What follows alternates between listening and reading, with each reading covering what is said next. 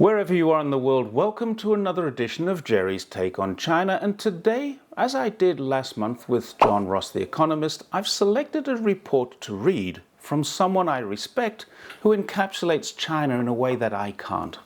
This time it's Arnaud Bertrand, who is very well known on X, and I've linked his account in the description. If you haven't found him yet, please find him. Arnaud attended the Belt and Road Forum with the French delegation and reported enthusiastically and positively about what he saw and what he learned. At the end of the trip, the French newspaper Le Monde wrote an article which seemed to indicate that their perceptions of China don't align with the reality Arnaud experienced. Arnaud's Twitter response is as follows. The formerly prestigious French newspaper Le Monde wrote a hit piece on my trip to China last week for the BRI Forum. The article is a wonderful exhibit of the condescension and holier-than-thou attitude that's absolutely destroying the West today.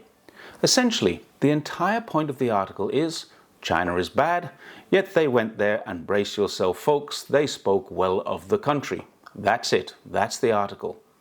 For instance, they describe me, Arnaud, as a French businessman who is very active on X, where he often defends the Chinese regime, as if that was some sort of gotcha.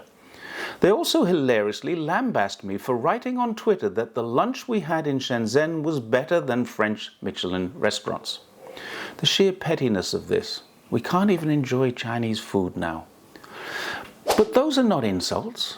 I fully acknowledge and proudly acknowledge the fact that I like China, even the food, and there's absolutely nothing wrong with that.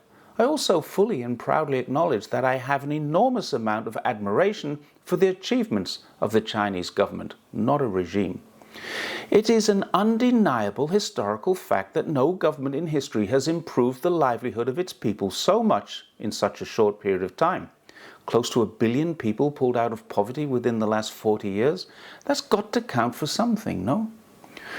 The wrongdoing is with you trying to make us believe that we can only see China through ideological blinders, that we can only understand this country if we first acknowledge it is a bad place ruled by bad regimes. That's not what understanding a people and a country is all about. In fact, this prevents us from understanding anything. The only way to truly comprehend China is by striving as much as possible to grasp how the Chinese think and perceive themselves. If we follow your way, and in general the Western media way, we'll only ever understand what we wish to project. This is truly the big disease of the West today, and it's literally killing us. The deluded belief that difference is unacceptable, that if other countries don't become carbon copies of our own, they're bad.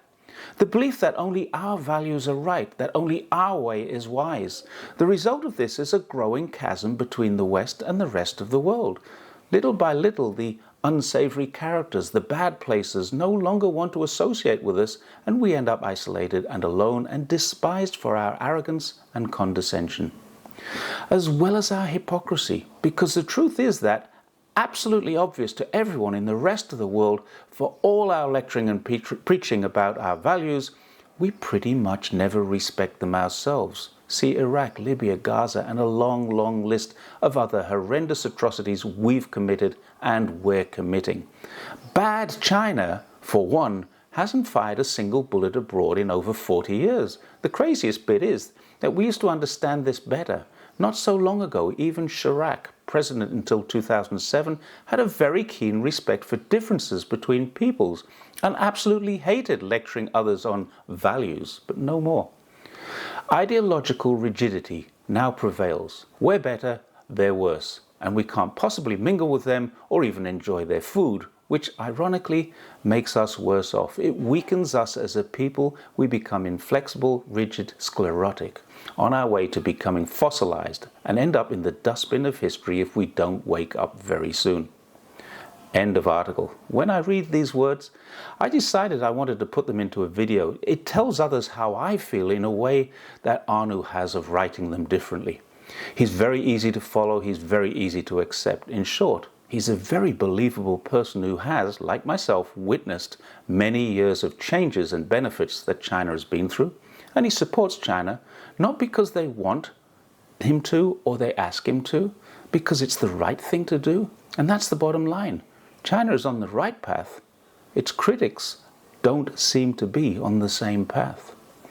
And thanks very much for watching Jerry's Take on China. I'd very much like to thank Arnaud for his permission to make this video. And please don't forget to like, share, subscribe. Sharing is really important to get that message out. I do believe YouTube is pushing me down. So thank you very much. See you next time.